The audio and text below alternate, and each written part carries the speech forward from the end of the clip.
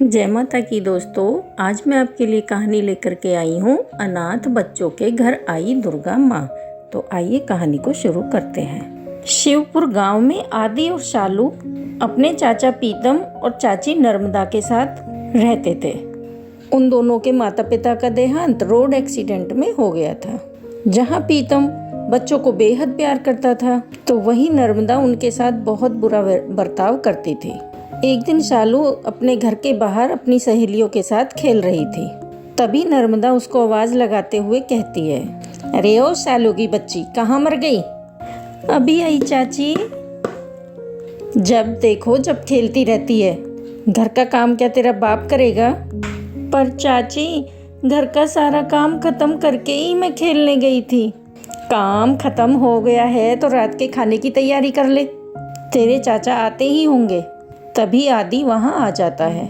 क्यों रे, कहाँ घूम रहा था? कभी घर पर भी टिक जाया कर। चाची, मैं पास वाले दुर्गा माँ के मंदिर गया था। मंदिर जाने की क्या जरूरत थी? खेत पर ही चला जाता अपने चाचा के साथ काम में हाथ बटाने के लिए।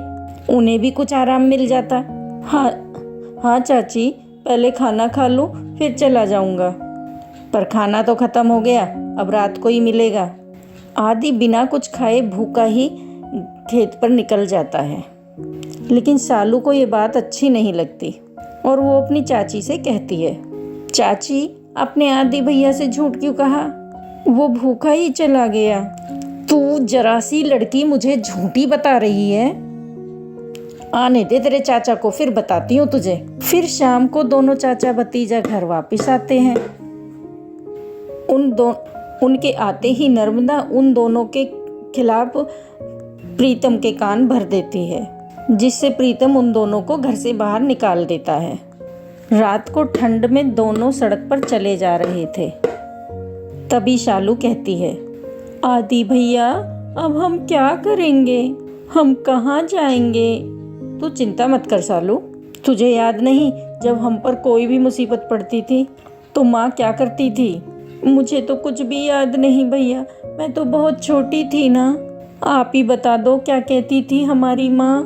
माँ हमेशा कहती थी कि माँ दुर्गा का सदैव ध्यान करना चाहिए। उनकी पूजा करने वालों पर कभी कोई मुसीबत नहीं आती। चल, अब हम सीधा माँ दुर्गा के ही मंदिर चलते हैं। इतना कहकर दोनों बच्चे माँ दुर्गा के मंदिर चले जाते हैं और भूखे प्यासे रात को वहीं जमीन पर सो जाते हैं। अगले दिन सुबह जब पंडित मंदिर का दरवाजा खोलकर अंदर आते हैं तो उन दोनों से पूछते हैं, अरे तुम दोनों तुम यहाँ कैसे आ गए? फिर वो दोनों अपनी सारी कहानी पंडित को बताते हैं। वो सब तो ठीक है बच्चों, पर कोई भी तुम्हें मंदिर में रहने नहीं देगा। पंडित जी, हमें कुछ दिन यहाँ रहने दीजिए, फिर हम कोई ना कोई ठिकाना ढूंढ ही लेंगे। अगर तुम लोग चाहो तो मंदिर के पीछे मेरी कुटिया है, तुम कुछ दिन वहीं रह सकते हो। जैसे ही तुम्हें कोई ठिकाना मिल जाए तब चले जाना। उसके बाद आदि और शालू पंडित जी की कुटिया में ही रहने लगे। आदि मंदिर की साफ सफाई करता तो वहीं शालू माँ के लिए फूलों की माला बनाने का काम करती। ऐसे ही कुछ दिन बीत जाते हैं। एक दिन आदि के सपने में माँ दुर्गा आती हैं और उससे कहती हैं, वत्स, तुम दोनों भाई बहन की भक्ति से मैं बेहद प्रसन्न हूँ। अभी तुम दोनों को बहुत सारे कार्य करने हैं। अपने माता पिता का नाम रोशन करना है। इसलिए कल सुबह होते ही अपनी बहन को लेकर उत्तर दिशा की ओर चलते रहना। तुम्हें तुम्हारी मंजिल मिल जाएगी। आदि चौंक कर उठकर बैठ जाता है, लेकिन जैसे ही वह अपने अगल बगल देखता है तो वहाँ कोई नहीं होता। अगले दिन पंडित जी को वह सारी बात बताता है। पंडित जी ने उन्हें कुछ खाना और पैसे दे दिए। दोपहर होते होते चलकर वो दोनों काफी दूर निकल आए थे। फिर दोनों एक पेड़ के नीचे बैठकर खाना खाने लगे। तभी उनके पास एक भिखारी आता है। फिर आदि और शालू अपने खाने में से थोड़ा थोड़ा उस भिखारी को भी दे देते हैं। बच्चों, तुम दोनों ने खुद आधा पेट खाकर मुझे खाना दिया है। मेरे पास तुम्हें देने के लिए तो कुछ नहीं है, पर आज मैं तुम्हें ऐसा मंत्र बताता हूँ जिसका जाप करके तुम जो भी काम करोगे उसमें तुम्हें सफलता जरूर मिलेगी। पर बाबा, आपको इस मंत्र के बारे में कैसे पता? तू ये मंत्र याद कर ले बस, फिर देख तेरी जिंदगी संवर जाएगी। तुझे याद तो होगा ही कि माँ दुर्गा ने तेरे सपने में आकर क्या कहा था। लेकिन आप इस बारे में कैसे जानते हैं बाबा कि दुर्गा माँ मेरे सपने में आई थी और उन्होंने क्या कहा था? तभी वो भिखारी हनुमान के रूप में प्रकट हो जाते हैं। जय श्री राम।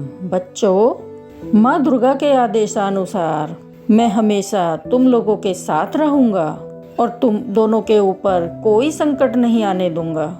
इतना कहकर हनुमान जी अंतर्ध्यान हो जाते हैं। कुछ दूर आगे चलने पर एक गांव आता है जहां एक दुकान के बाहर हेल्पर की आवश्यकता है का बोर्ड लगा था।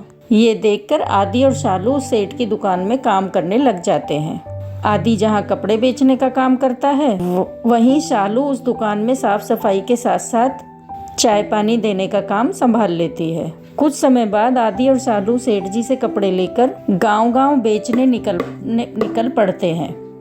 उनके कपड़े हाथों हाथ बिक जाते हैं। सारा काम अच्छे से सीखने के बाद थोड़े थोड़े पैसे जमा करके आदि और शालू खुद के कपड़े की दुकान खोल लेते हैं और माँ दुर्गा की कृपा से उनकी दुकान दिन दोगुनी रात चौगुनी उन्नति करती है, तरक्की करने लगती है। दोनों भाई बहन की कमाई से होने वाली मोटी कमाई से वे दोनों एक बड़ा सा घर खरीद लेते हैं और उसके अंदर माँ दुर्गा का बहुत बड़ा मंदिर बनाते हैं। फिर वे दोनों सुबह शाम माँ दुर्गा की भक्ति करने लगते हैं और हर महीने माता के नाम के भंडारे करवाने लगते हैं। माँ दुर्गा का आशीर्वाद भी उन पर खूब बरसता है और देखते ही देखते वो दोनों उस गांव के सबसे धनी लोगों में शुमार हो जाते हैं। दोस्तों, अगर कहानी आपको अच्छी लगी तो वीडियो को लाइक करना, अपने दोस्तों के साथ शेयर करना और कमेंट बॉक्स में जय माँ दुर्गा की जरूर लिखना। और चैनल पर नए हैं तो चैनल को सब्सक्राइब करना मत भूलना। जय श्री राम, जय माता की।